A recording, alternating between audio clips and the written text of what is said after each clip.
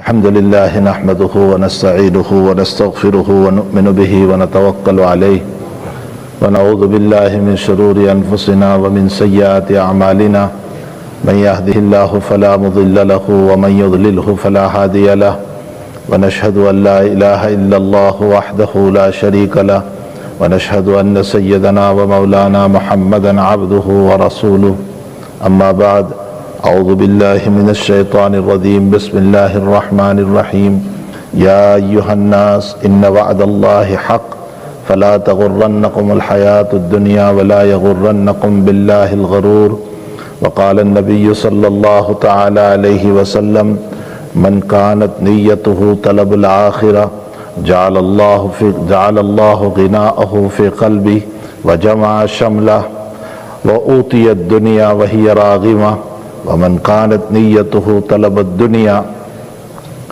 جعل الله الفقر بين عينيه وشتت أمره ولا يأتيه الدنيا إلا ما كتب له او كما قال علیہ الصلاۃ والسلام۔ بزرگوں، بھائیوں، دوستوں، عزیزوں، ماشاءاللہ آپ کل سے ہمارے اکابر بزرگان دین کی باتیں سن رہے ہیں۔ مجھے اس وقت اس حدیث شریف کی تھوڑی سی تشریح مقصود ہے جو اس وقت کی ہماری آپ کی بہت اہم ضرورت ہے۔ دنیا میں شمال میں، جنوب میں، مشرق میں، مغرب میں ہر طرف زندگی گزارنے کے اپنے اپنے کچھ سلیقے ہیں، کچھ طریقے ہیں، اور لوگ مختلف انداز میں اپنی زندگی گزار رہے ہیں۔ لیکن ان تمام کو اگر دو حصوں میں تقسیم کیا جائے، بانٹا جائے، تو حقیقت یہ ہے کہ یہ ساری زندگی دو حصوں میں تقسیم ہوتی ہے۔ ایک وہ زندگی ہے جو خشیت خداوندی والی ہے، اور ایک وہ زندگی ہے جو دنیا کی محبت والی ہے۔ چاہے وہ شمال میں ہو، چاہے وہ جنوب میں ہو، چاہے وہ مشرق میں ہو، وہ مغرب میں ہو، وہ یورپ کا باشندہ ہو یا ایشیا کا باشندہ ہو، وہ امریکہ کا باشندہ ہو یا اور جگہوں کا رہنے والا ہو، دنیا کے سارے انسانوں کی وہ مرد ہو یا عورت ہو، ان کی زندگی دو حصوں میں تقسیم ہوتی ہے۔ ایک حصہ وہ ہیں کہ جن کا تعلق اللہ کے ساتھ ہے، جن کو آخرت کی فکر ہے، جن کو حساب دینا ہے، جن کو اپنے رب کی محبت ہے، جو یہ چاہتے ہیں کہ میں اپنے رب کے لائق بن جاؤں، میں اس کے سامنے صحیح طور پر کھڑا ہو سکوں، میں اس کو جواب دے سکوں۔ ایک وہ زندگی ہے۔ قرآن کریم میں بھی اللہ تعالیٰ نے اس زندگی کو دو نقشوں میں بیان کیا ہے۔ وَسِيقَ الَّذِينَ اتَّقَوْا رَبَّهُمْ إِلَى الْجَنَّةِ زُمَرًا حَتَّى إِذَا جَاءُوهَا وَفُتِحَتْ أَبْوَابُهَا وَقَالَ لَهُمْ خَزَنَتُهَا۔ ایک یہ زندگی ہے کہ اللہ تعالیٰ فرماتے ہیں کہ جب اہل جنت اللہ کے پاس لائے جائیں گے تو پروٹوکول اس کا ہوگا۔ دنیا کے پروٹوکول ہوا کرتے ہیں، کسی ملک کا پریزیڈنٹ، کسی ملک کا پرائم منسٹر، کسی ملک کا بڑا جب دوسرے ملک میں پہنچتا ہے تو اس کا ایک پروٹوکول ہوتا ہے، اس کا احترام، اس کی عزت، اس کا مقام، اس کے لیے ریڈ کارپیٹ بچھایا جاتا ہے، اس کو ملک کا پریزیڈنٹ سلام کرنے کے لیے پہنچتا ہے، اس کو توپوں سے سلامی دی جاتی ہے۔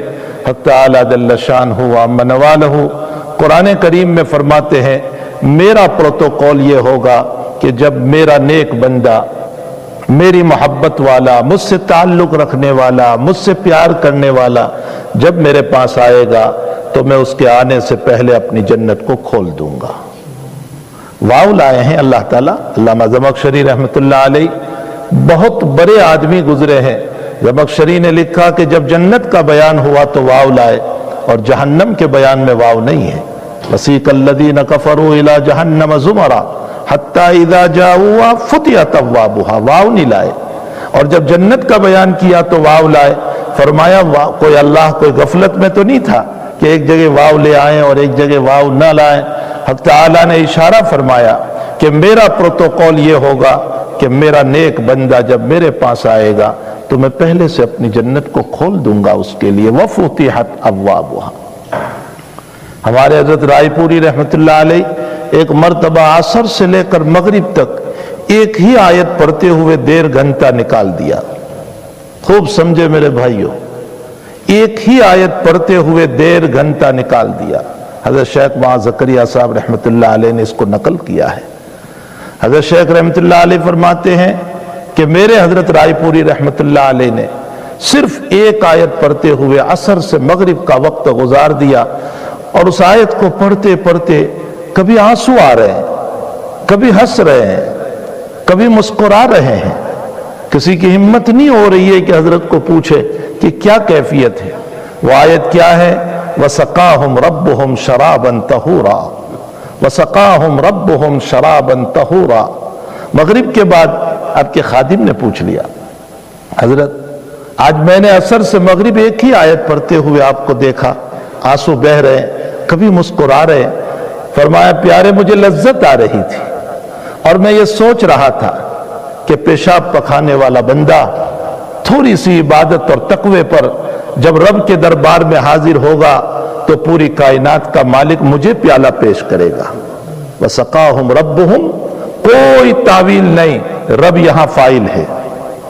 وَسَقَاهُمْ رَبُّهُمْ شَرَابًا طَهُورًا، ان کا رب ان کو پاکیزہ شراب پلائے گا، ان کا رب ان کو پاکیزہ شراب پلائے گا۔ قرآن کی آیت ہے۔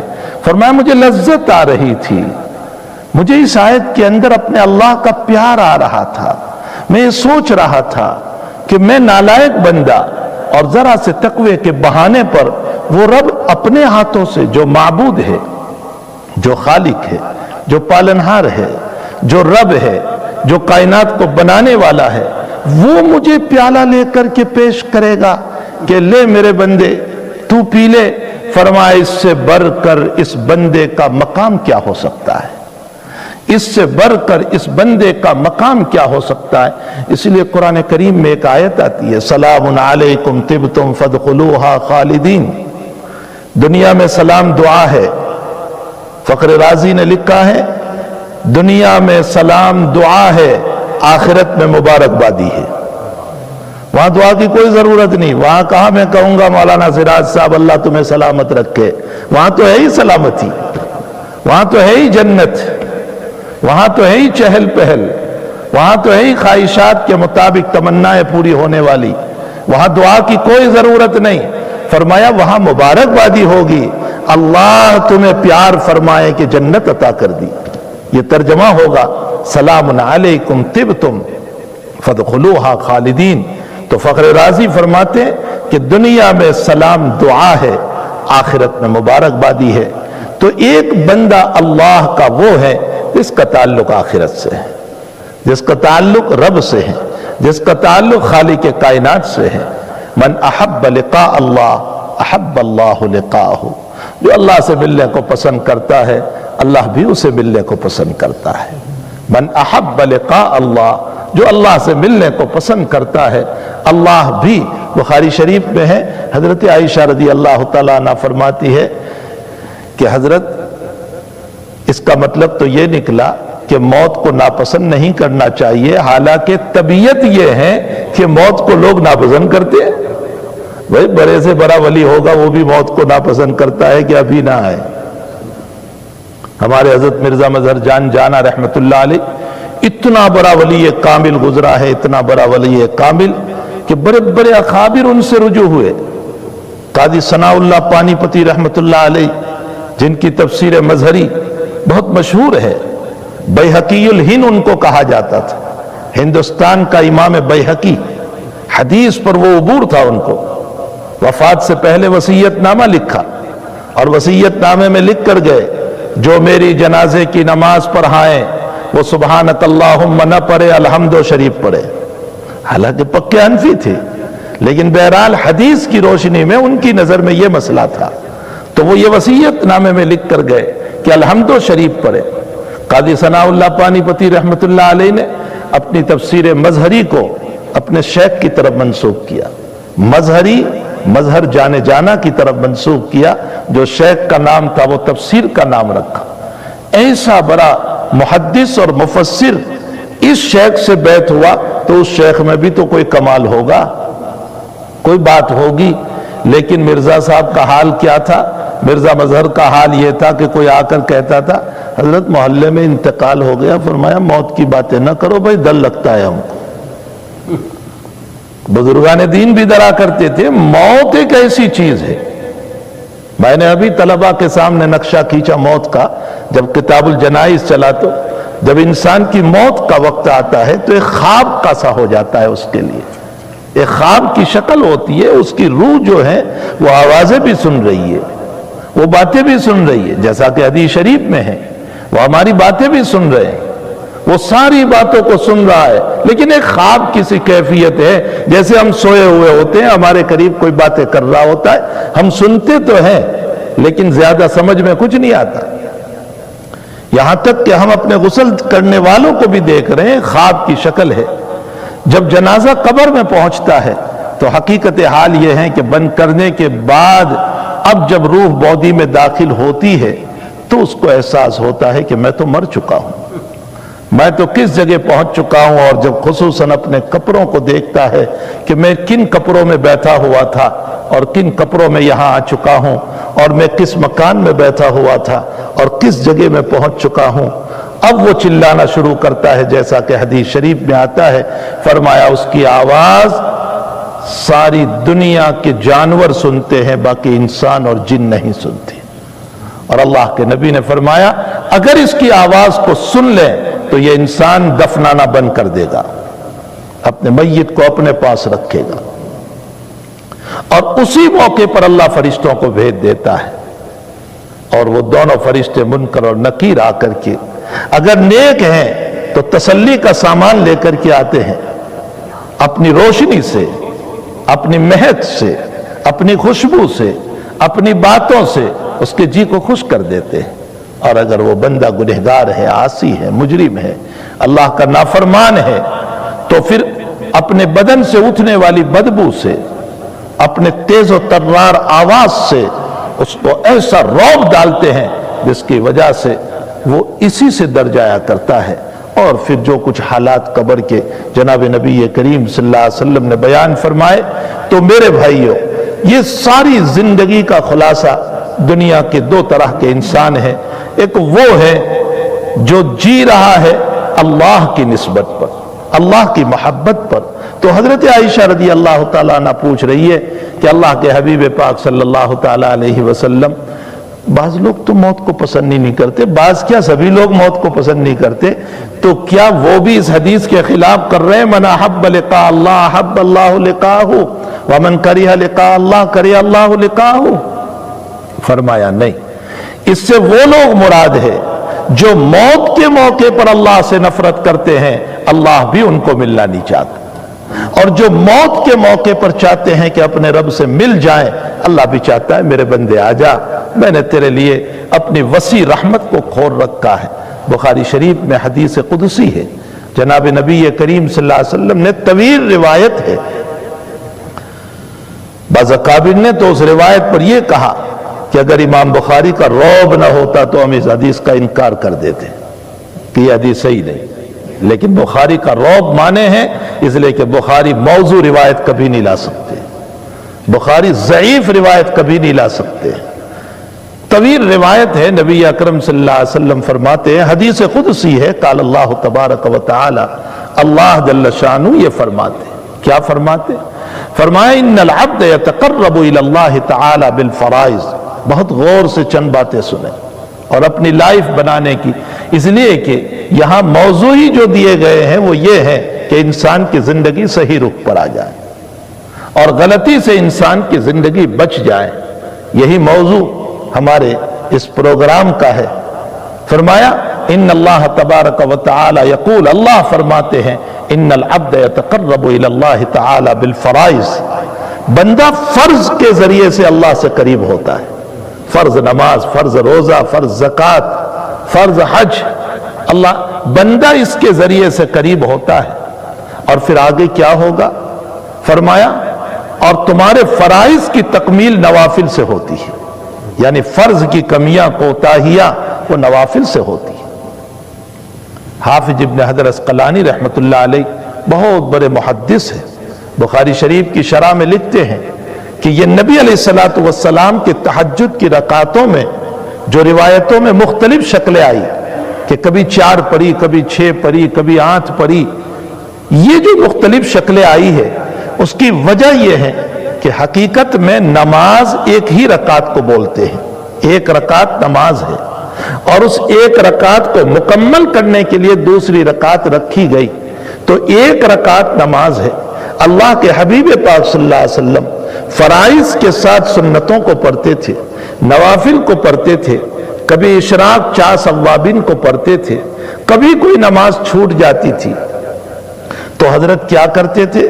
50 کا عدد پورا کرنے کے لیے، چونکہ اللہ نے 50 نمازوں کو فرض فرمایا تھا اور امت کی سہولت کے لیے 5 کر دی تھی، فرمایا 50 کا عدد پورا کرنے کے لیے جتنی رکعت رہ گئی تہجد کی شکل میں پڑھ لیتے تھے، تو کبھی 4 رہ گئی تو 4 پڑھ لی، اور کبھی دن میں 6 رہ گئی تو 6 پڑھ لی، اور کبھی دن میں 8 رہ گئی تو رات میں 8 پڑھ لی، تاکہ تکمیل ہو جائے۔ اور حضرت کبھی علالت کی بنیاد پر، بیماری کی بنیاد پر، ضعف کی بنیاد پر، سفر کی بنیاد پر اگر تہجد نہیں پڑھ پاتے تھے تو حضرت کا معمول تھا کہ طلوع آفتاب کے بعد 12 رکعت پڑھتے تھے۔ یہ نبی اکرم صلی اللہ علیہ وسلم کا معمول تھا۔ مسلم شریف کی روایت میں ہے کہ حضرت طلوع آفتاب کے بعد 12 رکعت پڑھتے تھے، تاکہ جو عمل ہو، اسی لیے آقا نے امت کو یہ تعلیم دی کہ عمل تھوڑا ہو لیکن ہمیشہ ہو۔ خیر العمل ما قل ودیم علیہ، بہترین عمل وہ ہے جو تھوڑا ہو لیکن ہمیشہ ہو، نہ یہ کہ کوک کی بوتل کی طرح یا اسپرائٹ کی بوتل کی طرح جوش آ گیا، بیان سن لیا، 3 دن تہجد کے لیے اٹھے، پھر فجر بھی غائب ہونے لگی۔ اس کو نہیں کہتے۔ خیر العمل ما قل ودیم علیہ، بہترین عمل وہ ہے جو تھوڑا ہو لیکن ہمیشہ ہو۔ حضرت حولہ بنت طویت رضی اللہ تعالیٰ عنہ حضرت عائشہ رضی اللہ تعالیٰ عنہ کے پاس بیٹھی ہوئی تھی، حضور تشریف لائے، فرمایا کون عورت ہے یہ؟ فرمایا وہی جن کی عبادتوں کے بڑے تذکرے ہیں، رات بھر عبادت کرتی ہے۔ اللہ کے نبی علیہ السلام نے فرمایا ماں چھوڑ اس بات کو، علیکم بما تطیقون، فرمایا اپنی وسعت اور طاقت کے مطابق عبادت کرو، اپنی طبیعت پر بوجھ ڈال کر عبادت نہ کرو۔ یعنی نوافل کے باب میں فرما رہے ہیں، فرض کے باب میں نہیں، فرض تو پڑھنا ہی پڑھنا ہے۔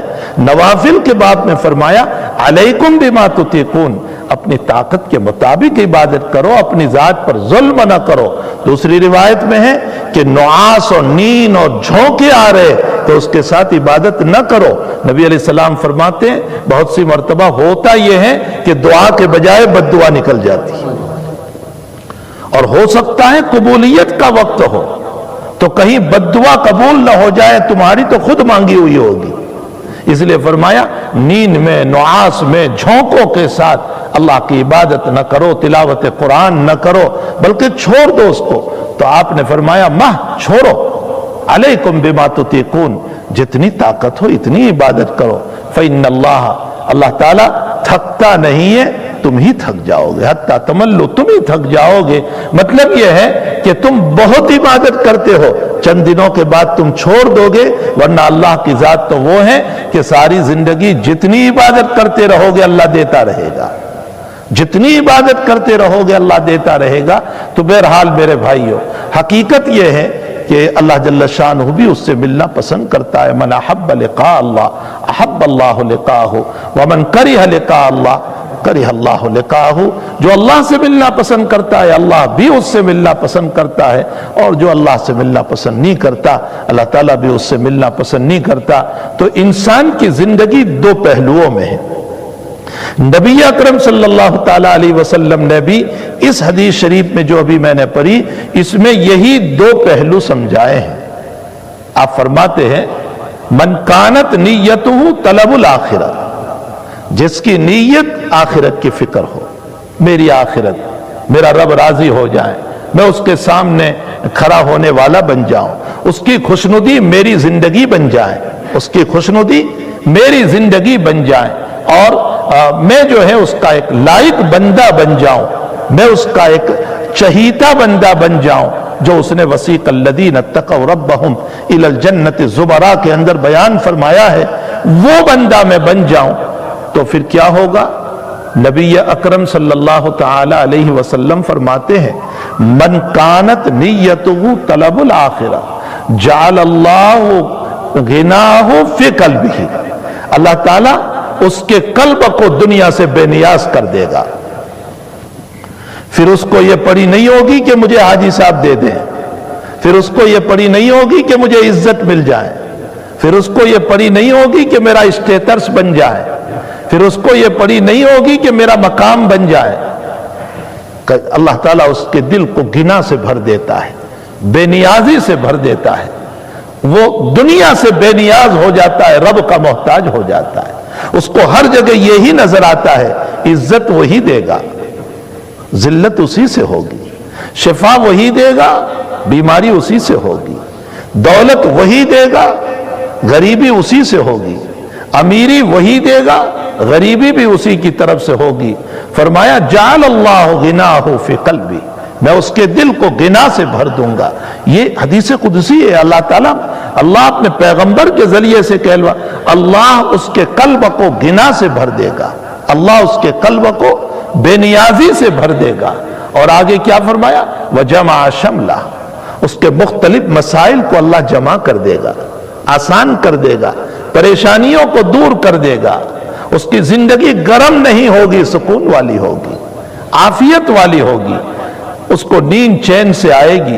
میرے بھائیوں، میرے بھائیوں، میرے بھائیوں، یاد رکھو دنیا کے اسباب سے راحت نہیں ملا کرتی،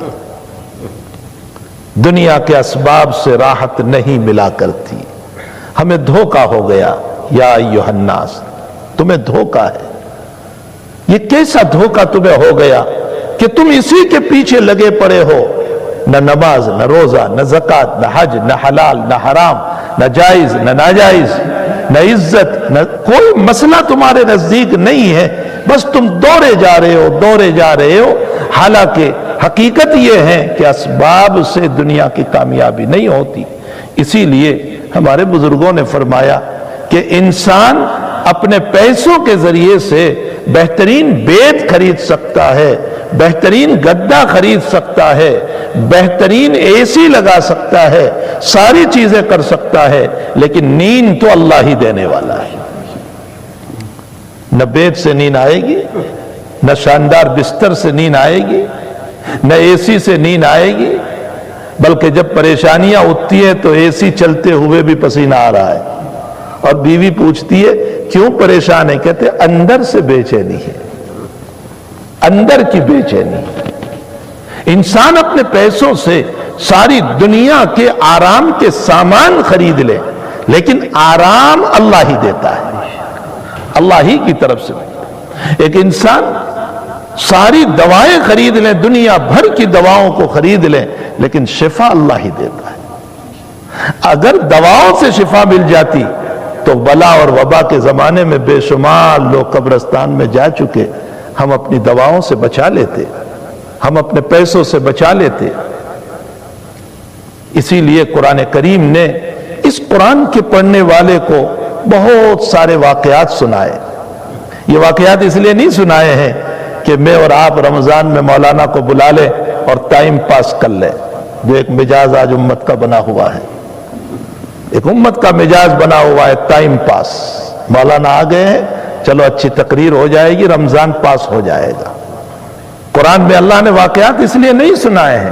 قرآن میرے اور آپ کے لیے عبرت ہے، سبق ہے، ہمیں بہت کچھ سکھاتا ہے، ہماری رہنمائی کرتا ہے. ان ھذا القرآن یہدی للتی ہی اقوم، یہ رہنمائی کرنے والی کتاب ہے، یہ روح کو جلا بخشنے والی، نور دینے والی، روح کو ترقی دینے والی کتاب ہے. اس کے ذریعے سے روح اللہ کے لائق بنتی ہے، اس کے ذریعے سے قلب اللہ کی محبت سے سرشار ہوتا ہے، اللہ کی محبت سے بھرتا ہے. ہمارے شیخ رحمت اللہ علیہ مولانا محمد زکریا صاحب رحمت اللہ علیہ کے پاس ایک صاحب تشریف لائے. فرمایا حضرت دل میں بے چینی بہت رہتی ہے. فرمایا اللہ کا ذکر کرو، اللہ اس ذکر کے ذریعے سے دل کی بے چینیوں کو دور کر دے گا. اور پھر حضرت نے فرمایا اللہ کا ذکر دوا بھی ہے، اللہ کا ذکر پرہیز بھی ہے، اور اللہ کا ذکر جو ہے وہ تمہاری ذات کا سکون بھی ہے، دوا بھی ہے. پرہیز اس لیے کہ انسان جب بیمار ہوتا ہے تو صرف دوا نہیں چاہیے، پرہیز بھی تو چاہیے. دوا کھا رہا ہے، پرہیز نہیں کر رہا ہے تو شفا نہیں ہوگی. فرمایا اللہ کا ذکر دوا بھی ہے، اللہ کا ذکر پرہیز بھی ہے، اور اللہ کا ذکر سکون بھی ہے۔ جب مظاہر علوم سہارنپور جو مدرسہ ہے حضرت شیخ نے جہاں زندگی کھپائی، اس مدرسے کے اندر طلبہ نے ایک نادانی کر دی اور اشتراک کر دیا۔ کسی نے حضرت شیخ رحمۃ اللہ علیہ سے پوچھا کہ حضرت مدرسے کے طلبہ بھی یہ کام کرتے ہیں؟ فرمایا مدرسے کی روح ختم ہو گئی۔ فرمایا کیا روح ہے مدرسے کی؟ فرمایا اللہ کا ذکر مدرسے کی روح تھی۔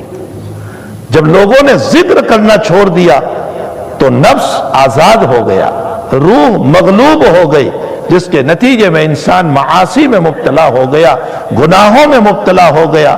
تو نبی اکرم صلی اللہ علیہ وسلم فرماتے ہیں من کانت نیتہ طلب الآخرہ، آخرت کی نیت جس کی ہوتی ہے جعل اللہ غناہ فی قلبی، اللہ اس کے قلب کو غنا سے بھر دیتا ہے، وجمع شملہ، اس کے مختلف مسائل کو اللہ جمع کر دیتا ہے، آسان کر دیتا ہے، ویاتیہ الدنیا وہی راغمہ، آخرت میں تو فائدہ ہوگا ہی ہوگا، لیکن دنیا کا فائدہ اللہ کے نبی بیان فرماتے ہیں دنیا ناک رگڑتے ہوئے آئے گی اس کے پاس۔ جو بے نیازی اختیار کرے گا نا، من استعف فاستعف اللہ، جو پاک دامنی اختیار کرے گا اللہ اس کو پاک دامن بنا دے گا۔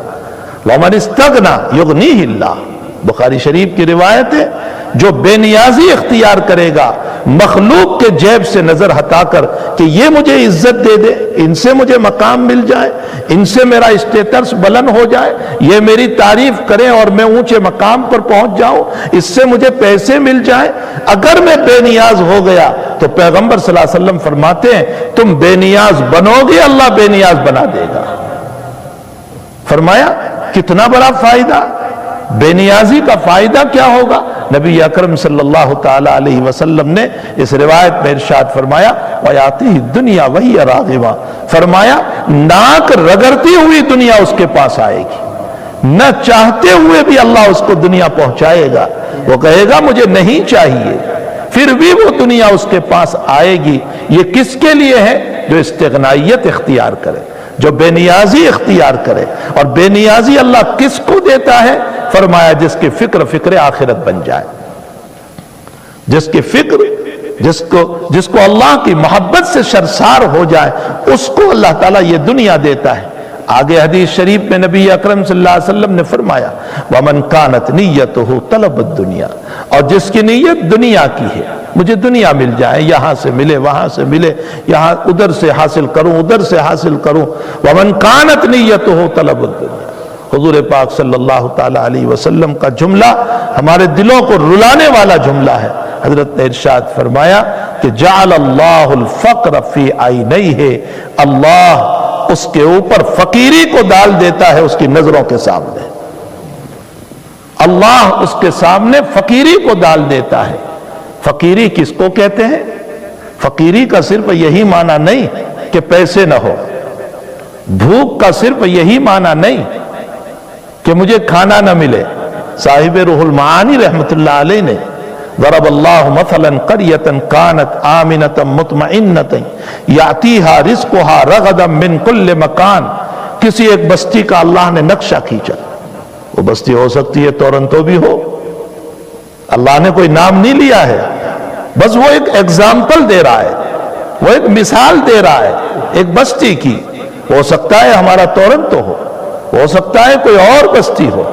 فرمایا اس کے باشندوں کو میں نے بڑا امن دیا تھا، بڑا چین دیا تھا، ان کے انکم کے سورسز بہت تھے، ان کی آمدنی کے ذرائع بہت تھے، چاروں طرف سے من کل مکان، چاروں طرف سے ان کی آمدنی ہو رہی تھی، دکانیں بھی چل رہی تھی، کاروبار بھی اونچا تھا، فارم اور کھیت بھی آباد تھے، ساری چیزیں ہم نے دے رکھی تھی من کل مکان۔ کیا کیا انہوں نے؟ فَكَفَرَتْ بِأَنْعُمِ اللَّهِ، اللہ کی نعمتوں کی ناشکری کی۔ صاحب روح المعانی نے لکھا ہے کہ ناشکری سب سے برا عمل ہے۔ شیطان جب دنیا میں آیا اس نے یہ نہیں کہا تھا میں بے نمازی بنا دوں گا، اس نے یہ کہا کہ میں ان کے چاروں طرف سے آؤں گا، من بین یدیہ ومن خلفہ وعن ایمانہ وعن شمائلہ، چاروں طرف سے میں آؤں گا ان بندوں کے، یہ نہیں کہا کہ میں چاروں طرف سے آ کر بے نمازی بنا دوں گا، بغیر روزے کے بنا دوں گا، بغیر حج کے بنا دوں گا، بغیر زکوٰۃ کے یہ نہیں کہا ہے۔ کیا کہا؟ اللہ تعالیٰ فرماتے ہیں کہ اس نے مجھ سے یوں کہا کہ بیمینہ و شمالی، میں اس کے چاروں طرف سے آؤں گا، وَلَا تَجِدُ أَكْثَرَهُمْ شَاكِرِينَ، اور اے اللہ میں ان کو ناشکرے بنا دوں گا۔ ناشکرے، اے اللہ تو ان میں سے شکر گزار اکثر کو نہیں پائے گا، ان کو میں ناشکرے بنا دوں گا۔ معلوم یہ ہوتا ہے کہ شیطان کا سب سے بڑا حربہ یہ ہے کہ ناشکرے بنا دے۔ آج میری اور آپ کی زندگی بھی اسی طرح چل رہی ہے۔ ہم چاہے زبان سے الحمدللہ بولتے ہو، لیکن حقیقت یہ ہے کہ میرے اندر کا ضمیر بھوکا ہے اور وہ یہ سوچ رہا ہے کہ مجھے جتنا ملنا چاہیے ابھی اللہ نے نہیں دیا۔ ہم سب یہ سوچ رہے ہیں کہ ابھی اللہ نے مجھ کو نہیں دیا، ابھی مجھے اور چاہیے، ابھی مجھے اور چاہیے۔ اللہ نے نہیں دیا، یہ خود ناشکری ہے، یہ خود اللہ تعالیٰ کی ناشکری ہے۔ اسی لیے ہمیں چاہیے کہ ہم اکابر اور بزرگوں کی خدمت میں بیٹھے تو قرآن اور حدیث سمجھ میں آتا۔ عجیب و غریب بات امام نووی رحمت اللہ علیہ نے لکھی ہے شرح مسلم کے اندر، فرمایا کہ کھانے کے بعد نبی کریم صلی اللہ علیہ وسلم نے جو دعا سکھائی ہم کو، وہ دعا یہ ہے اطعمنا و سقانا۔ اے اللہ ہم تیری تعریف کرتے ہیں اس بات پر کہ تو نے کھلایا اور پلایا۔ فرمایا نبی نے یوں کیوں نہیں سکھایا الحمدللہ الذی رزقنا، اے اللہ تو نے رزق دیا، یہ کیوں نہیں کہا؟ حالانکہ یہ رزق ہے سامنے، رزق کیوں نہیں کہا کہ تو نے ہم کو رزق دیا؟ اطعمنا و سقانا کیوں کہا؟ امام نووی فرماتے ہیں رزق تو دسترخوان پر آ ہی چکا ہے، اس نے دے ہی دیا ہے، لیکن اس رزق کو پیٹ میں اتارنا بھی ایک مسئلہ تھا، اللہ ہی نے اتارا ہے، اس پر شکر ادا کرو۔ اللہ ہی نے اتارا ہے، ورنہ کھانا حاضر تھا، اسی وقت برین ہیمریج ہو جاتا، اسی وقت فالج اور لقوہ ہو جاتا، مجھے کھانسی شروع ہو جاتی، میں کھا نہ پاتا۔ لیکن اس لیے معلوم ہوتا ہے رزق کی حضوری کے باوجود رب نہ چاہے تو میں نہیں کھا سکتا ہوں، رب نہ چاہے تو میں نہیں پی سکتا ہوں۔ فرمایا اس لیے فرمایا کہ تمام تعریفیں اس اللہ کے لیے ہیں جس نے رزق کی حاضری کے بعد بھی کھانا کھلایا اور مجھے پلایا۔ امام نووی کی یہ وہ بات ہے جو سونے کے پانی سے، گول کے پانی سے لکھنے کے قابل ہے۔ فرمایا ساری دنیا کے اسباب ہے تمہارے پاس، لیکن رب نہ چاہے تو کچھ نہیں ہو سکتا، اللہ کی چاہت کے بغیر کچھ ہو ہی نہیں سکتا ہے۔ تو بہرحال میں یہ کہہ رہا تھا، حضور پاک صلی اللہ تعالی علیہ وسلم نے فرمایا کہ جو طلب الدنیا کرتا ہے، دنیا کی طلب جو رکھتا ہے اپنے پاس، تو اللہ تعالیٰ، اللہ کے حبیب پاک صلی اللہ تعالیٰ علیہ وسلم فرماتے ہیں کہ حق تعالیٰ جل شانہ کیا کر دے گا؟ جعل اللہ الفقر بین عینیہ، اللہ اس کی نظروں کے سامنے فقیری ڈال دے گا۔ فقیری صرف پیسے نہ ملنا اس کا نام نہیں ہے، بھوک کھانا نہ ملنا اس کا نام نہیں ہے۔ صاحب روح المعانی رحمت اللہ علیہ اس آیت کی تفسیر کرتے ہوئے لکھتے ہیں ضرب اللہ مثلا قریۃ کانت آمنۃ مطمئنۃ یأتیہا رزقها رغدا من کل مکان فکفرت بانعم اللہ۔ اللہ کی نعمتوں کی ناقدری کی، ناشکری کی، ہماری زبان، ہمارا دل اندر سے ناشکری پر اترا ہوا ہے۔ میرے بھائیو جتنا ہے اسی پر خوش رہنا، اسی کو گنا کہا جاتا ہے، اسی کو قناعت کہا جاتا ہے۔ جتنا ہے اسی پر خوش رہو، جو مکان ہے اسی پر خوش رہو، جو کاروبار ہے اسی پر خوش رہو، جو جاب ہے اسی پر خوش رہو۔ یہ ہے گنا، یہ ہے بے نیازی، یہ ہے اللہ کی طرف سے قناعت، اس کو کہا گیا ہے۔ فرمایا فَكَفَرَتْ بِأَنْعُمِ اللَّهِ فَأَذَاقَهَا اللَّهُ لِبَاسَ الْجُوعِ وَالْخَوْفِ۔ اللہ کہتا ہے ناشکری کا نتیجہ کیا ہوا؟ میں نے ان کو بھوک کا عذاب دیا، بھوک کا۔ یہاں صاحب روح المعانی لکھ رہے ہیں کہ بھوک کا ایک معنی کھانا نہ ملے اسی کو نہیں کہتے، بھوک کا ایک معنی یہ بھی ہے کہ करोड़ों होते हुए हिर्स और लालच कभी खत्म ना हो, यह भी भूखा है, यह भी भूख है। अल्लाह की तरफ से यह एक अजाब होता है कि हर वक्त इंसान लालच में पड़ा रहे, एक के बाद दो, दो के बाद तीन, तीन के बाद चार, चार के बाद। दुनिया उसको देख रही है कि बड़ा मालदार है, दुनिया देख रही है कि बड़ा साहिब सरवत है, लेकिन उसके अंदर की भूख है जो उसको परेशान कर रही है। उसको सुकून ही नहीं मिल रहा है, उसके रातों की नींद नहीं है, उसके दिन की बेचैनियां है। फ़अज़ाक़हा अल्लाहु लिबासल जू' वल खौफ, और खौफ कैसा? फरमाया बाहर का भी खौफ, अंदर का भी खौफ। बाहर का खौफ कभी दुश्मनों का, कभी हासिदीन का, कभी किसका, कभी किसका।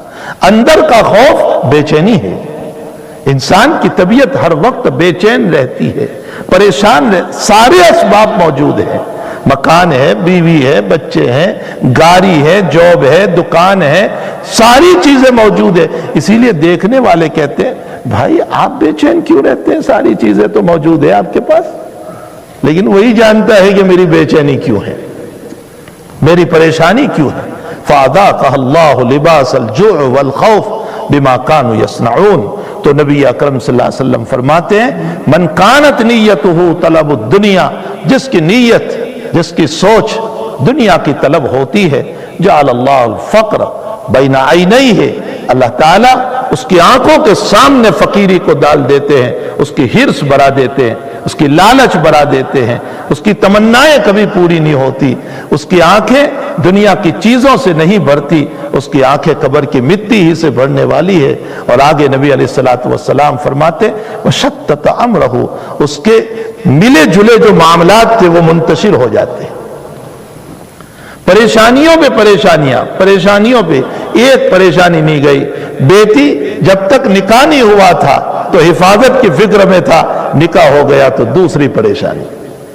बेटा जब तक छोटा था मुस्तकिल फिक्र, बड़ा हो गया तो एक नई फिक्र, दुकान की एक फिक्र, फला की फिक्र, दुनिया भर की फिक्रें बढ़ती ही चली जाती है, बढ़ती ही चली जाती है। वशत्तत अमरहु, अल्लाह ताला उसके मामलात को मुंतशिर कर देते हैं। मैं उसकी एक मिसाल छोटी सी दिया करता हूं।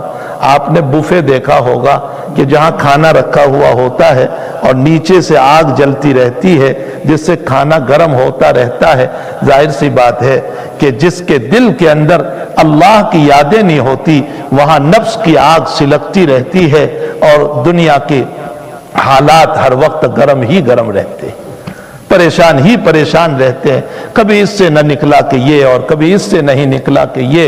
हुजूर पाक सल्लल्लाहु अलैहि वसल्लम ने एक मर्तबा, बुखारी शरीफ में है कि एक चौरस नक्शा बनाया और इस नक्शे के बीच में एक लकीर खींची और फिर उस लकीर के दोनों तरफ छोटी छोटी लकीरें बनाई।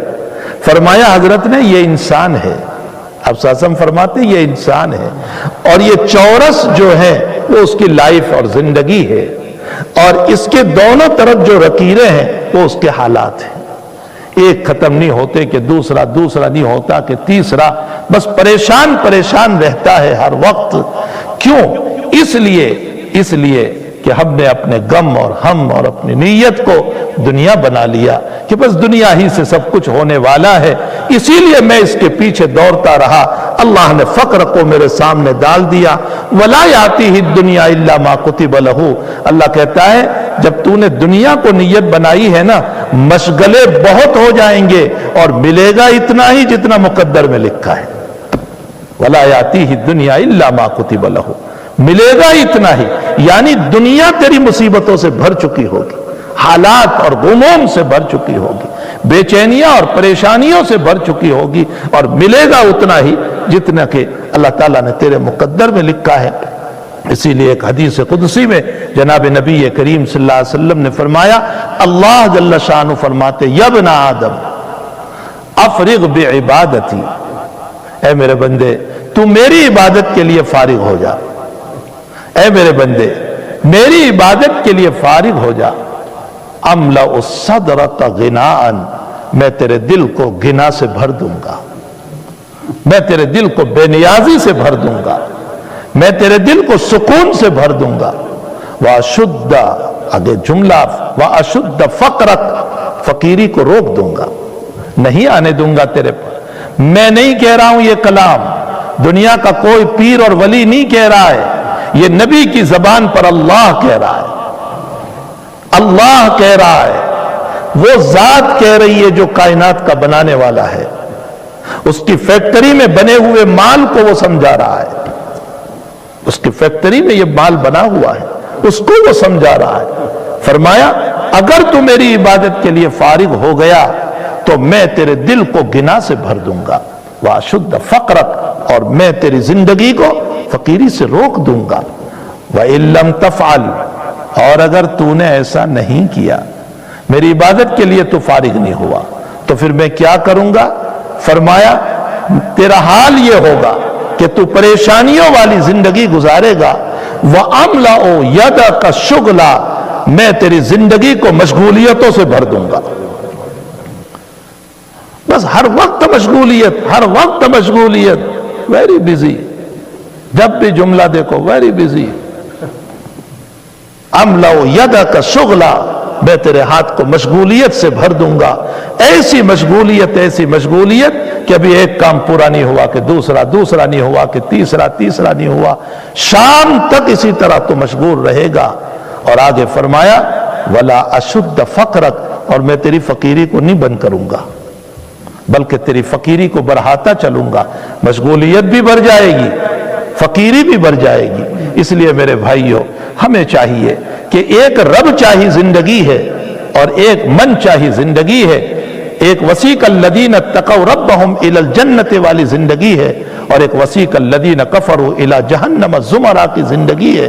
ہمیں چاہیے کہ تقوی والی زندگی، ورع والی زندگی، پرہیزگاری والی زندگی، اللہ کی یادوں والی زندگی، اور یہ خوب یاد رکھے دھوکہ ہے، اللہ کہتا ہے ان وعد اللہ حق، اللہ کا وعدہ سچا ہے، وَلَا تَغُرَّنَّكُمُ الْحَيَاةُ الدُّنْيَا، یہ دنیا کی زندگی میں جو تم ان کی گاڑیاں دیکھ رہے ہو، ان کے مکانات دیکھ رہے ہو، ان کی فیکٹریاں دیکھ رہے ہو، ان کی کمپنیاں دیکھ رہے ہو، ان کی عزت اور بلند مقام اور ان کے فلائٹ اور ان کے بڑے بڑے عہدوں کو تم دیکھ رہے ہو، تو کہیں تم اپنی لاڑ نہ ٹپکانا، اپنے منہ کا پانی نہ ٹپکانا، ان وعد اللہ حق فلا تغرنکم الحیات الدنیا ولا یغرنکم باللہ الغرور۔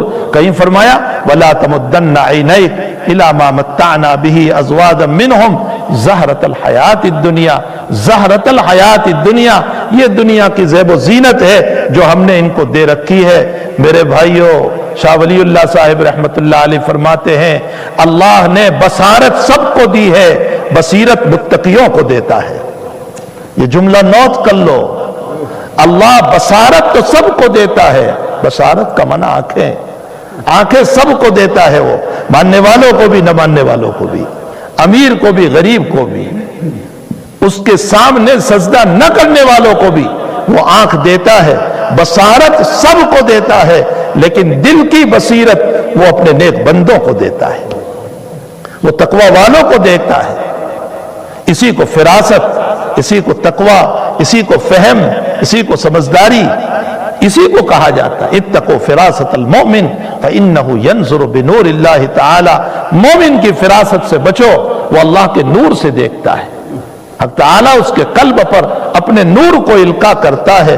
تو میرے بھائیوں ان کی زیب و زینت اور ان کی دنیا اور ان کی کمپنیاں اور ان کی گاڑی اللہ ہم کو بار بار سناتا ہے۔ ایک مرتبہ قارون جو ہے بہت ہی تھات بات کے ساتھ سونے کا بہترین تاج پہن کر کے اپنی سواری پر سوار ہو کر حشم اور خدم کے ساتھ نکلا۔ اب جو نکلا ہے تو بہرحال اس وقت بھی دو قسم کے لوگ تھے، ایک وہ تھے جو اللہ والے تھے اور ایک وہ تھے جو طالب دنیا تھے، جن کے دلوں میں دنیا کی محبت تھی۔ جو دنیا کے طالب تھے وہ اس کی شاندار سواری، اس کی زیب و زینت اور اس کے حشم و ختم کو دیکھ کر کہنے لگے یا ویلا، او افسوس، ہمیں کیوں نہیں مل جاتا اتنا، ہمیں کیوں نہیں مل جاتا، ہمیں بھی اتنا مال مل جائے۔ اس وقت کے جو صالحین تھے، جو نیک تھے، جو تقوی والے تھے، ان کا کلام بھی اللہ نے نقل کیا۔ وہ ان دنیا داروں کو کہنے لگے وَقَالَ الَّذِينَ أُوتُوا الْعِلْمَ وَيْلَكُمْ सवाबुल्लाह खैरुल लिमन आमना व अमिल सालिहा। अरे तुम्हारा बुरा हो, तुम्हारी हलाकत हो। वक़ाल अल्लज़ीना ऊतुल इल्म वैलकुम, तुम्हारा बुरा हो। सवाबुल्लाह खैरुल लिमन आमना व अमिल सालिहा। अल्लाह जो तुमको देने वाला है वो दुनिया की नेमतों से करोड़ हा दर्जा बेहतर है। सवाबुल्लाह खैरुल लिमन आमना, मोमिनों के लिए जिन्होंने आमाल सालिहा किए। अल्लाह ताला ने जगह जगह इस तरह के वाकयात को बयान फरमाए और फिर इसकी दौलत को देखकर जो लोग आस करने लगे, उम्मीदें लगाने लगे, अफसोस करने लगे, उन्हीं के सामने अल्लाह ने कारून को गर्क कर दिया। और गर्क भी अकेला नहीं किया, उसके सामान के साथ, उसकी दौलत के साथ उसको जमीन में गर्क किया। और आका सल्लल्लाहु अलैहि वसल्लम ने फरमाया कयामत तक गर्क होता रहेगा और सातों जमीन के नीचे से निकालेंगे। मुफस्सिरीन ने लिखा है इसको गर्क इसीलिए किया ताकि दुनिया के हवस करने वालों को यह पता चल जाए कि दुनिया की दौलत का यही हाल हुआ करता है। और जो अल्लाह के लिए है, अल्लाह की मोहब्बत के लिए है, अल्लाह की इबादत अपनी जिंदगी में खपाता है। इसलिए मेरे भाइयों, हमें चाहिए कि हम अपनी जिंदगी को अल्लाह की मोहब्बत के अंदर फिदा कर दें, उसकी खुशनुदी वाली जिंदगी गुजारे। हम ये सोचें कि मेरी जिंदगी अल्लाह के लायक कैसे बन जाए, वरना आखिरत का मसला बहुत मुश्किल है, बहुत मुश्किल है। अगर मैंने और आपने तलबत दुनिया पर जिंदगी को गुजारा है तो आखिरत का मसला जो कुरान करीम ने जगह जगह नकल किया है, जगह जगह यौम यफिर्रुल मर्उ मिन अखीहि व उम्मिहि व अबीहि व साहिबतिहि व बनी, कोई किसी के काम नहीं आएगा। बल्कि इससे बढ़कर एक जगह तो कुरान यूं नकल कर रहा है यवद्दुल मुजरिमु लव यफ्तदी मिन अज़ाबि यौमि इज़िन बिबनी व साहिबतिहि व अखी व फसीलतिहि अल्लती तुवी व मन फिल अर्द जमीआ सुम्मा युनजीहि कल्ला। कयामत के दिन मुजरिम अल्लाह को क्या कहेगा? अल्लाह मेरी बीवी को जहन्नम में डाल दे, मुझे बचा ले। हाँ, ये मैं नहीं कह रहा हूं, कुरान कह रहा है। यवद्दुल मुजरिमु लव यफ्तदी मिन अज़ाब यौमि इज़िन बिबनी, क्या कहेगा? अल्लाह मुझे बचा ले, मेरी औलाद को डाल दे। जिससे मोहब्बत है, जिसके लिए रातों गुजारता है, बेचैन रहता है, ये कहेगा बनी अल्लाह मेरी औलाद को डाल दे जहन्नम में, ये जलती रहे, मुझे बचा ले। साहिबतिही व अखी, बीवी को पेश कर देगा, भाइयों को पेश कर देगा, बल्कि वमन फिल अर्द जमीआ, अल्लाह सारी दुनिया को जहन्नम में डाल, मुझे बचा ले। कितना खुद गर्ज इंसान है ये कितना खुद गर्ज इंसान है। ये खुद गर्जी उसकी होगी जो मुजरिम बनकर जाएगा, और जो अल्लाह का बनकर जाएगा उसका हाल ये होगा, अल्लाह मैं जन्नत में जा रहा हूं, हदीस शरीफ में है, वो यूं कहेगा अल्लाह मेरे साथ दुनिया में ये भी नमाज पढ़ते थे, ये भी नमाज पढ़ते थे, ये भी नमाज पढ़ते थे, ये अल्लाह वो जन्नत में नजर नहीं आ रहे हैं, कहां चले गए वो लोग? तो अल्लाह कहेगा उनके कुछ आमाल की, बुरे आमाल की ज्यादती थी, वो जहन्नम में है, जाओ तलाश करो, तुम्हारी सिफारिश पर उनको ले आओ। ये मोमिन का हाल होगा कि जो दूसरों को भी जन्नत में ले जाएगा, और वो मुजरिम का हाल होगा कि जो अपनी बीवी और बच्चों को भी जहन्नम में धकेलने को तैयार हो जाए। मेरे भाइयों, इसलिए उस जिंदगी के आने से पहले पहले बहुत से लोग कहते हैं मुल साहब कोई मुश्किल नहीं, जब बंदा अल्लाह की मोहब्बत में सरसार हो जाता है सारे मसले आसान हो जाते हैं। अगर हमारी माँ हो, बुरी माँ हो, थकी हुई है, दिन भर काम किया है, काम कर कर के थक चुकी है, रात हो गई है, शाम हो गई है, और माँ सो गई और ये कहकर सो गई मैं बहुत थकी हुई हूं, मुझे न उठाना, मुझे कोई ना उठाए, मैं बहुत थकी हुई हूं। और इतने में लाडला बेटा जो 2 साल से गायब था, नहीं आ रहा था, और अचानक वो आ गया और दरवाजा खिटखिटाया और आया और उस माँ से कहने लगा अम्मी खैरियत हो, आपका लाल आ गया। तो माँ आंखें खोलती है और फौरन उठ पड़ती है, सीने से लगा लेती है, बैठ जाती है, कुछ न कुछ खाना ले आती है। छोटा बच्चा कहने लगा अम्मी आप तो ये कहकर सोई थी कि मैं थकी हुई हूं, मुझे उठाना मत, فرمایا میرے لال کے لیے میری تھکاوت کوئی چیز نہیں ہوا کرتی ہے، جب اس لال کے لیے اور اولاد کے لیے ماں کی تھکاوت کچھ نہیں ہوا کرتی، اللہ کی رضا کے لیے دنیا کی تھکاوت بھی کچھ نہیں ہوا کرتی۔ اگر بندہ اپنے رب کی محبت سے سرشار ہو جائے نماز پڑھنا آسان ہو جائے گا، اگر بندہ اپنے رب کی محبت میں سرشار ہو جائے روزہ رکھنا، زکوٰۃ دینا، صدقہ دینا، عطیہ دینا، یہ ساری باتیں آسان ہو جائے گی۔ اگر بندہ اپنے رب سے جڑ جائے حلال کھانا آسان، حرام سے بچنا آسان ہو جائے گا، بس شرط یہ ہے کہ اس کی محبت کا دیوانہ بن جائے اور اس کی محبت میں اپنے دل کو لگا لے۔ اسی مناسبت سے میں نے ایک حدیث شریف اور ایک آیت پڑھی تھی، یا ایھا الناس ان وعد اللہ حق فلا تغرنکم الحیات الدنیا ولا یغرنکم باللہ الغرور۔ یہ دنیا کی زندگی دھوکہ ہے۔ دیکھو مکان کون بناتا ہے، رہتا کون ہے؟ اب دنیا میں دیکھ لو مکان بناتا کون ہے، رہتا کون ہے؟ کاروبار اور دکان شروع کس نے کی اور بعد میں کون اس سے فائدہ اٹھا رہا ہے؟ ساری دنیا ہمارے سامنے ہے، لیکن افسوس یہ ہے کہ اس کے باوجود ہماری نگاہوں نے کبھی عبرت کی نظر ہی نہیں کی۔ جناب نبی کریم صلی اللہ علیہ وسلم نے ایک مرتبہ اسرائیل سے فرمایا، اسرائیل تم آ جاتے ہو اچانک اٹھا کر لے جاتے ہو، پہلے اطلاع تو کیا کرو کہ ہم لینے آنے والے ہیں۔ فرمایا اللہ کے حبیب 50 ہم جو ہیں الٹیمیٹم دیتے ہیں۔ فرمایا کیسے دیتے ہو؟ فرمایا پہلی بات تو اس کی داڑھی کی سفیدی ہماری دلیل ہے کہ ہم خبر دے رہے ہیں اب تجھے چلنا ہے، تیرے نواسے اور پوتوں کا ہو جانا یہ تیرے چلنے کی نشانی ہے، تیری عمر کا ہو جانا یہ تیرے چلنے کی نشانی ہے، اور اس سے بڑھ کر حدیث میں ہے کہ تیرے ماں باپ کو قبر میں اتارنا یہ تیرے چلنے کی نشانی ہے۔ فرمایا ہم تو بار بار دلیلیں دیتے ہیں اس کو اور اطلاع دیتے ہیں، لیکن یہی عبرت نہیں لے رہا ہے۔ اللہ تعالی ہم تمام کو اللہ کے نیک بندے بنائیں، آخرت والے بندے بنائیں، اللہ چاہی زندگی ہم سب کو نصیب فرمائے اور من چاہی زندگی سے اور دنیا کی محبت سے اللہ تعالی ہم سب کی حفاظت فرمائے۔ یہ مطلب نہیں ہے کہ دنیا نہ کماؤ، یقیناً اللہ کی محبت والا بھی خوشیاں مناتا ہے، کاروبار کرتا ہے، تجارت کرتا ہے، جاب کرتا ہے، پاک میں جاتا ہے، سب کچھ کرتا ہے وہ، لیکن ان تمام میں اللہ ہوتا ہے۔ وہ پارک میں گیا تو بھی اللہ، وہ کاروبار پر گیا تو بھی اللہ، وہ گھر میں خوشیاں منا رہا ہے تو بھی اللہ، اور ایک دنیا کی چاہت والا وہ بھی خوشیاں مناتا ہے، پارک میں جاتا ہے اور جاب بھی کرتا ہے اور دکان بھی کر رہا ہے، لیکن ان تمام میں دنیا ہوا کرتی ہے۔ تو خوشی منانے سے منع نہیں، اللہ کی محبت کی طرف جو ہے اللہ تعالی ہم تمام کو دعوت دے رہا ہے۔ اللہ ہم سب کو اس کی توفیق عطا فرمائے، گندی زندگی سے اللہ ہم سب کی حفاظت فرمائے اور اچھی زندگی ہم سب کو نصیب فرمائے۔ وصلی اللہ علی نبینا محمد وآلہ وصحبہ اجمعین برحمتک یا ارحم الراحمین۔ میں ان لوگوں کا شکر گزار ہوں کہ ان لوگوں نے اس عاجز کو یاد کیا اور چند باتیں، اور جتنے ہمارے حضرت مولانا محمد صاحب بھی تشریف لائے ہیں اور مفتی زکریہ وغیرہ جن کی باتیں ہوئی، ایسے پروگرام وقتاً فوقتاً ہوتے رہنے چاہیے۔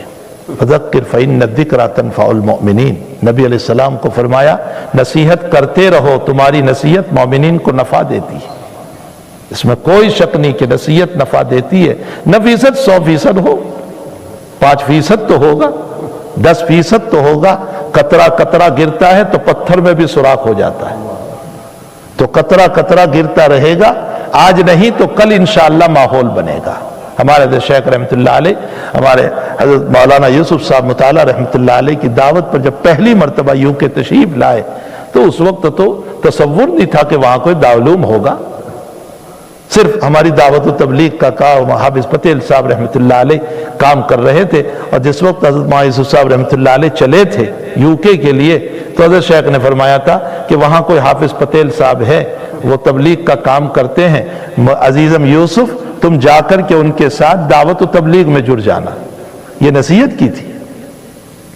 حضرت جب پہلی مرتبہ حضرت شیخ رحمۃ اللہ علیہ یو کے کی سرزمین پر تشریف لائے، دور دور تک یہ تصور نہیں ہو سکتا تھا کہ یہاں کوئی مدرسہ بنے گا، لیکن حضرت کی وہ نگاہ کرامت تھی کہ حضرت نے وہاں قیام کرنے کے بعد یوں فرمایا یوسف مجھے یہاں سے علم کی خوشبو آ رہی ہے، بس تم محنت کرو اللہ دین پھیلائے گا۔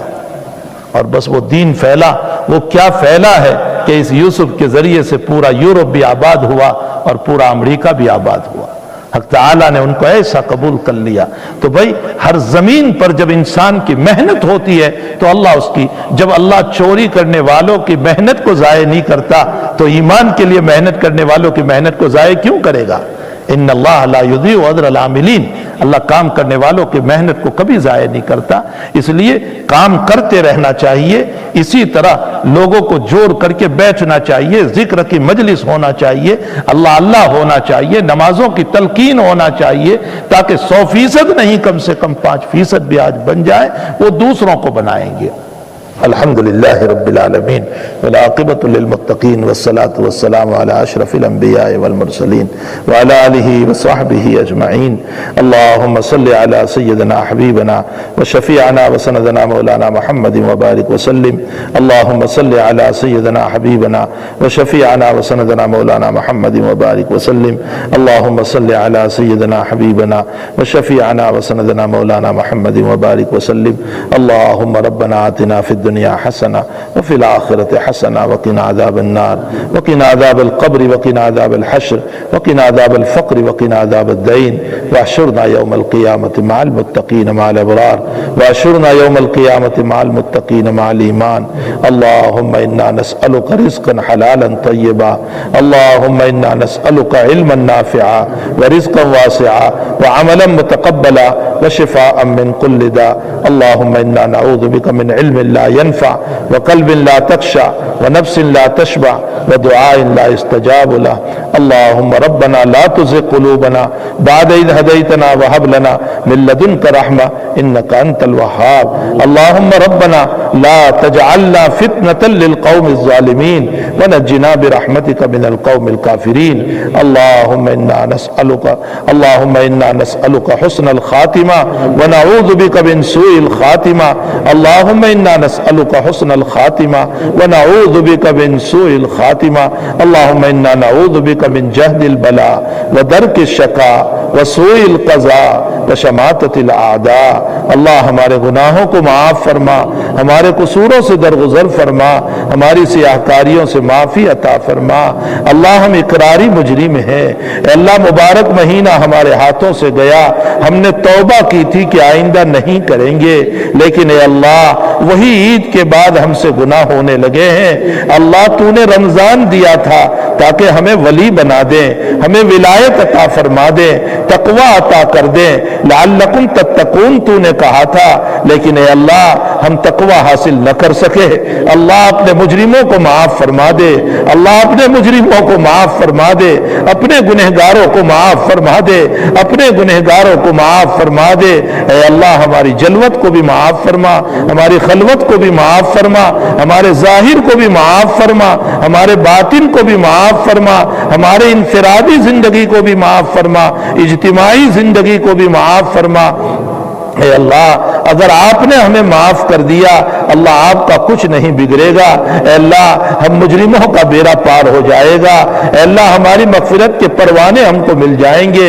اللہ ہمیں عزت کی زندگی عطا فرما, اللہ ہمیں ایمان والی زندگی عطا فرما, اللہ ہمیں رزق حلال والی زندگی عطا فرما, اللہ ہمیں استغنائیت والی زندگی عطا فرما, اللہ ہمیں قناعت والی زندگی عطا فرما. ہمیں صالحین میں سے بنا, ہمیں صابرین میں سے بنا, ہمیں متقین میں سے بنا, ہمیں مصلیین میں سے بنا, ہمیں مستغفرین میں سے بنا, ہمیں تائبین میں سے بنا, ہمیں نیک اور صالح بندے بنا. اے اللہ گندے بندے بننے سے اور گندی بندیاں بننے سے اللہ ہم سب کی حفاظت فرما. اے اللہ تیری آنکھوں میں ہم بھا جائیں اور تیری ذات کو ہم پسند آ جائیں, اس طرح کے ہمیں بندے بنا دے. اللہ اخلاق حسنہ سے مزین فرما دے, ہمارے قلوب کو قرآنی نور سے مزین فرما دے, ہمارے جسم کو نماز اور عبادت اور تلاوت سے اے اللہ خوشنما فرما دے. اے اللہ ہمیں بھی بہتر بنا, ہماری اولادوں کو بھی بہتر بنا, ہماری نسلوں کو بھی بہتر بنا. اے اللہ ہماری اولادوں کو, ہماری نسلوں کو ہماری تمناؤں سے زیادہ بہتر بنا دے, ہماری چاہت سے زیادہ بہتر بنا دے. اے اللہ ہماری آنکھوں کی ٹھنڈک بنا دے, ہماری آنکھوں کی ٹھنڈک بنا دے. اے اللہ بگڑنے سے پھسلنے سے، ضلالت اور گمراہیوں سے، غلط راستوں سے، غلط صحبتوں سے، غلط دوستیوں سے اللہ ہماری بھی، ہماری اولادوں کی بھی حفاظت فرما، ہماری نسلوں کی بھی حفاظت فرما۔ اے اللہ ان کے سینوں کو قرآن سے آباد فرما، ان کے سینوں کو ایمان سے آباد فرما، ان کے سینوں کو تقوی سے آباد فرما، ان کے سینوں کو اے اللہ نبی کی محبت سے آباد فرما دے۔ اے اللہ جو بیمار ہیں سب کو شفائے دائمہ مستمرہ عطا فرما، سب کو عافیت صحت عطا فرما، تندرستی و توانائی عطا فرما۔ اے اللہ جو مرحوم ہو چکے ہیں اے اللہ سب کی قبروں کو نور سے منور فرما، سب کے درجات بلند فرما، اعلیٰ علیین میں اللہ ان کو بہترین جگہ عطا فرما، اپنی مغفرت کی چادر عنایت فرما، اپنی مغفرت کی چادر عنایت فرما، اپنی مغفرت کی چادر عنایت فرما۔ اے اللہ تو جب تک جلائیں ہمیں بھی آبرو عزت و ایمان کے ساتھ جلانا۔